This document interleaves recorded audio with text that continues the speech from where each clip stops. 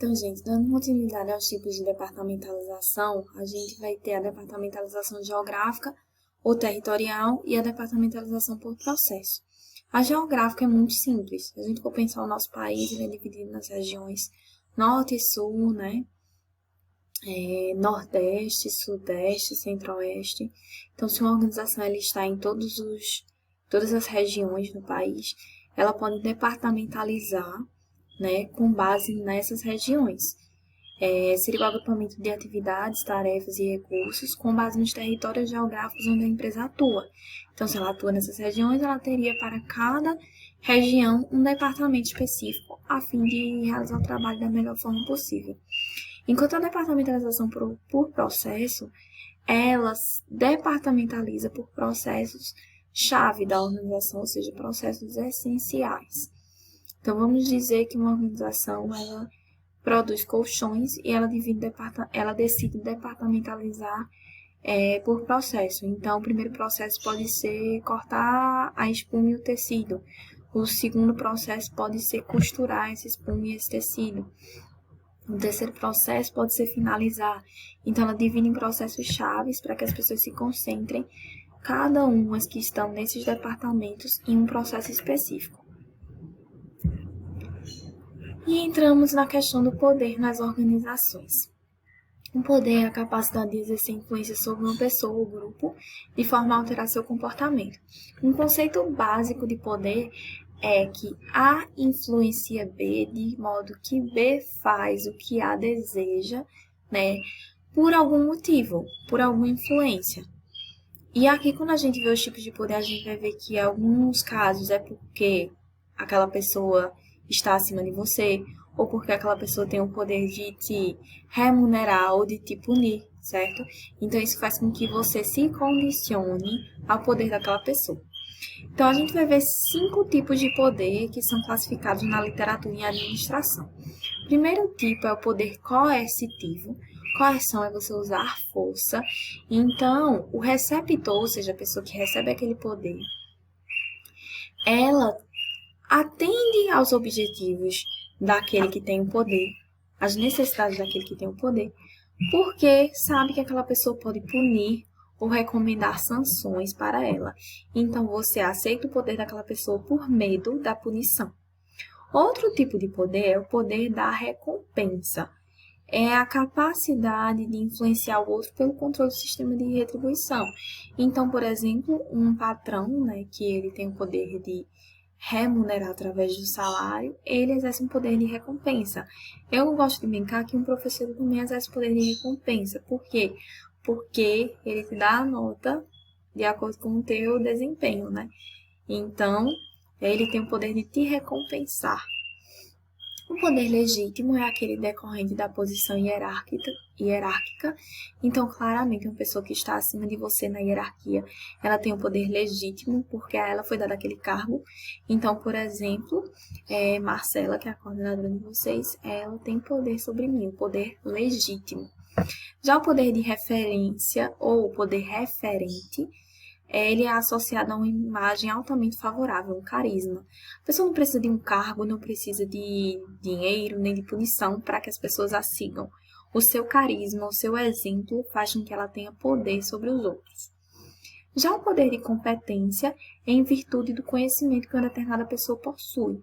Ou seja, ela possui um conhecimento técnico que pode ajudar outras pessoas e as pessoas confiam naquela pessoa pelo seu conhecimento. Isso é poder de competência. Então, por exemplo, vocês estão aqui nesse momento assistindo uma aula de Fundamentos de Administração porque vocês confiam na competência do professor, certo? Isso é poder de competência.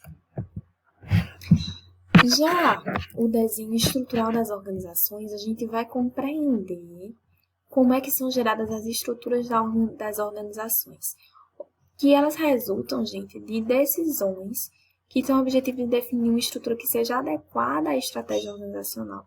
A gente viu na aula passada a importância da estratégia, de você definir os rumos da organização. E quando você define os rumos, você precisa de uma estrutura, de um alicerce que lhe permita alcançar os seus objetivos. Então, você pode contar com alguns tipos de estrutura para que isso aconteça. Elas podem ser do tipo funcional, divisional, matricial e ainda tem um modelo mais atual, que é conhecido como modelo em rede. Então, eu vou colocar aqui porque a gente vai ver ele de forma à parte, certo? Então, como é que funciona a estrutura funcional? É muito parecida, é sinônimo da departamentalização funcional. É um desenho estrutural que agrupa as atividades, tendo por base similaridade de tarefas, habilidades, recursos e conhecimentos para o desempenho de cada função. Então, na estrutura funcional, eu vou ter uma divisão em funções, aquelas funções básicas que podem existir em uma organização. Produção e operações, como está aqui na figura, marketing ou gestão comercial, recursos humanos e finanças. E dentro desses departamentos eu tenho algumas atividades específicas e é por isso que eu agrupo as pessoas dentro de um mesmo departamento. Na área de produção e operações, eu vou ter a produção dos bens e serviços, eu vou ter a gestão da qualidade, ou seja, verificar se aquilo está saindo conforme esperado. Eu vou ter a manutenção de equipamentos e do layout organizacional. Eu vou ter também a questão da gestão de estoques, tanto de matéria-prima quanto de produtos acabados. Já no marketing, eu vou ter as vendas, o meu acesso ao cliente, eu preciso de pesquisa de mercado para saber se um produto ele tem receptividade. Eu preciso de comunicação e publicidade para que eu possa promover o produto que eu estou gerando. Eu preciso de relações públicas, que nada mais são do que a relação entre a organização e os seus públicos, sejam eles clientes ou fornecedores, ou seja, todas as pessoas que são envolvidas com a organização.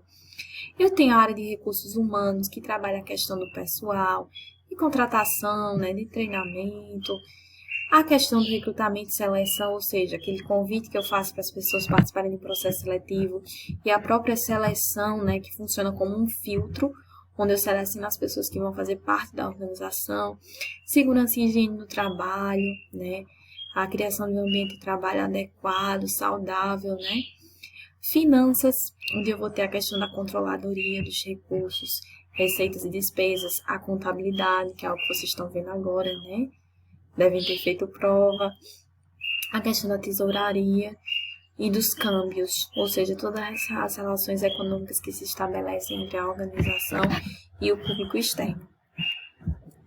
Já a estrutura divisional, apesar de ser bem parecida com a estrutura funcional, ela se parece mais com a departamentalização por produto. Acho que vocês lembram da departamentalização por produto que eu falei agora, onde numa organização que produz vários tipos de produto, ela pode departamentalizar por tipo de produto para facilitar a produção daquele bem.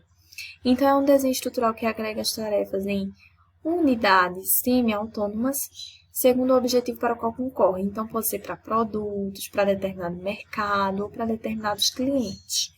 Aqui nesse exemplo da figura, a gente tem a estrutura divisional por produto, certo? Onde eu vou ter o presidente executivo, vou ter a área de recursos humanos e de finanças, que são basilares para que essa estrutura aconteça, porque eu preciso de recursos humanos para definir as pessoas que vão trabalhar em cada divisão, e eu preciso das finanças para definir os recursos que eu posso ter para cada uma dessas divisões. E aí, logo abaixo, eu tenho a divisão de cosméticos, a divisão de medicamentos e a divisão de higiene pessoal. Uma mesma empresa trabalha com esses 3 tipos de produtos, e ela divide para que ela possa especializar melhor cada um desses produtos. Então, em cada uma dessas divisões de produto, eu vou ter a área de produção, de marketing e de logística. Ou seja, dentro de um departamento, eu vou ter a geração daquele bem, eu vou ter o marketing dele, ou seja, a sua divulgação, e eu vou ter a sua logística, ou seja, a forma como ele vai ser distribuído. Então, é uma forma importante quando você quer focar no produto que você está produzindo. Já a estrutura matricial, ela conjuga tanto a lógica funcional quanto a lógica divisional, de forma que possa sanar as dificuldades que as outras duas têm. Porque na funcional eu foco demais nas áreas, enquanto na divisional eu foco demais no produto, no mercado, no cliente. Aqui na matricial, eu vou conseguir fazer os dois ao mesmo tempo. Eu vou ter os departamentos funcionais de produção, de marketing, de recursos humanos e de finanças. E eu vou ter na vertical os produtos, certo? E como é que eu vou conseguir unir essas duas estruturas? Através dos projetos. Eu realizo projetos, certo? Onde eu consigo agregar pessoas das áreas de produção, marketing, recursos humanos, finanças, na produção de determinado produto. E o que é característica da estrutura matricial? É que eu vou ter uma autoridade dual. Eu vou ter o gestor de projeto, que é responsável pelo produto, e eu vou ter também os outros gestores, seja da área de produção de marketing, recursos humanos ou finanças. Então, essa é a grande dificuldade da estrutura matricial, é ter duas autoridades. Mas ela consegue sanar o problema das outras duas porque ela tem os dois tipos de estrutura.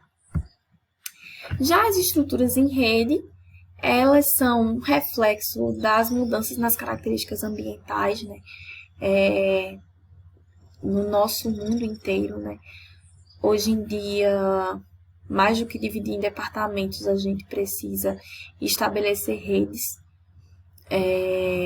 com diferentes fornecedores, com diferentes clientes, com diferentes públicos. A gente tem visto isso muito na pandemia, a formação de muitas parcerias, inclusive entre empresas concorrentes, para ajudar, né, a população ou para distribuir recursos para a descoberta da vacina. Então, a gente está vendo muito essa questão da rede. É um impacto da globalização, onde não há fronteiras, né? Pessoas de todo mundo, organizações de todo mundo podem se reunir em rede. A própria necessidade de inovação, você conseguir ir além do que já existe no mercado, você unindo reforços, você consegue construir essa inovação. E também depende muito da natureza da tarefa da organização, né? Que permite esse desenho estrutural. Esse desenho estrutural é caracterizado por uma estrutura mais horizontal, você não vê aqueles departamentos típicos que veria numa estrutura funcional ou divisional, e tem menos níveis hierárquicos, ou seja, são organizações mais achatadas. Por quê? Porque elas estão estabelecendo parcerias para poder alcançar seus objetivos. E a gente tem aqui um exemplo dessa estrutura em rede, né? A gente tem a aliança. E então, vendo essa estrutura em rede, a gente pode perceber que são várias conexões que se estabelecem. Aqui em cima a gente tem a aliança com o principal fornecedor. Se estabelecer uma aliança com o principal fornecedor, você tem a garantia de receber sua matéria-prima, por exemplo. Você tem uma associação com o principal cliente, você garante que você vai vender o seu produto. Então, são várias redes que podem ser estabelecidas, não só entre organizações, mas entre pessoas, com o próprio governo.